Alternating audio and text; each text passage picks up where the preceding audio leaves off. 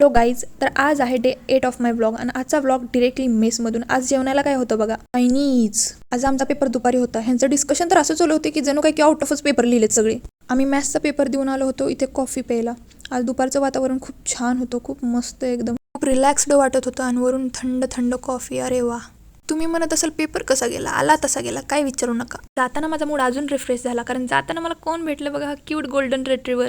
मग 5 वाजता आम्ही निघालो लायब्ररीला, पण त्याआधी चहा प्यायचा होता. That's the most important task. जाताना हे ऊन कसलं बघा तुम्ही, गोल्डन गोल्डन पडलं होतं. काय पण म्हणा बरं का, इथे इव्हनिंग लय भारी होती, इतकी की काय सांगायला नको. काही दिवस मला लायब्ररीमध्ये अभ्यासच करू वाटत नव्हता, रूममध्ये अभ्यास करू वाटत होता, म्हणून मी लायब्ररीला एक चक्करच टाकून आल्यासारखं झाले. आता रूममध्ये जाऊन अभ्यास करणार.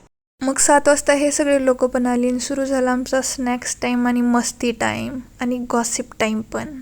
त्यात 8 पण लगेच वाजले. आम्ही आले मेसमध्ये ना. जेवायला काय होतं बघा, शेवाची भाजी, तशी ठीकठाक होती. मग रात्री आम्ही 11 वाजता ब्लॅक टी करून पिला. तर आजच्यासाठी एवढंच गाईज, भेटू उद्या नेक्स्ट व्लॉगमध्ये. पण माझ्या चॅनलला सबस्क्राईब करायला विसरू नका, फॉलो करायला विसरू नका. Keep watching, keep supporting.